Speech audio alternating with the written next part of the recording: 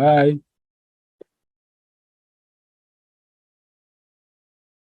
Hello and welcome to the scatter plot section of the course. And in this plot, with scatter plots, you can look at the variability of two individual variables, or in this case, columns of your iris data set. So we have the variable sepal length and the variable petal length, and we want to study the variation between the two of them. So and to simply perform scatter plot, you can simply directly use the function plots. Probably you know, and the function plot is actually, it should be in small letters, plots, and then, so it's going to give you errors because it requires X and Y coordinates by default. So, but I think the most important function is X, the most important variable is X.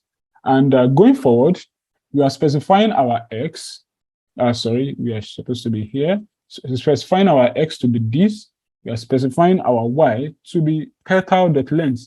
And we want to color the petal, the points that are plotted, we want it to be colored as red. We want our PCH, and I would explain the PCH very soon. But before I do that, I would just comment this line out and say plots. So, because I've given it I can delete this before, and then you see it that it's going to come out as red. So if I change it and add the color to the red, it's going to automatically change it to red. Next up, I want to change these points because if I look at my publication in say Nature, I don't have empty cycles like this. So to do that, I would simply say PCH in R, which is quite the fastest way to get some of these points. I have this function, this variable in my command or in my function called PCH. And so PCH, these are the PCH symbols in R. I can decide to change it to 0, right? Let's try to change it to 0. And then I'll delete this is my comments. Yeah. And then it's going to, everything after now, I want to comment it out. And then if I print it out, I'll see that my shapes have been converted to boxes. In another case, I can change it to 19. And if I change it to 19, it starts looking like what we have in Nature, for example. Another situation is that I can change it to 21. If you change it to 21, there's something unique about 21 that is not available in 19. If I say 21, I cannot specify my color to be red, or I will specify my color to be, say, red, and then I would use something called BG, which is the background, if you can think of it that way. I will change the background to white, or the border color. Okay, sorry, this is the background instead. So the color itself is red, but the internal background is white. I can change this to blue if you want. And this becomes blue internally and red externally. But let's try to be more creative and put this as black. And let's give this, say, blue. I think I can give it light blue. You know, you can play with colors a lot. And it's looking a little bit different. Let's say sea green. You see, you have sea green. Let's say yellow.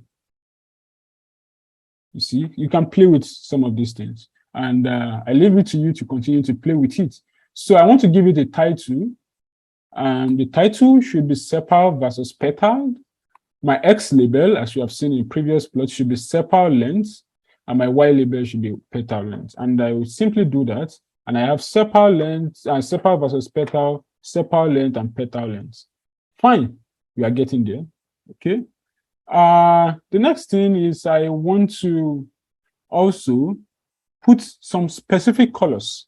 I want to color it according to the points. So in this point, we have 150 points altogether, but there are points for versicolor somewhere, there are points for setosa somewhere, there are points for that's virginica or somewhere, but we don't know where exactly they are. So to do that, we can say plot the same set of commands, I can also change this PCH, and I would use, you can leave it for now. Let's leave it. But yeah, just to be able to see what we want to do, you can plot iris sepal.length, petal.length. Now, this is the most important part, which is color. And I would specify the factors to be iris $species. So remember from your factors lesson where you can specify individual factor levels, factor states, that is the setosa state, the vesicular state, and the virginical state.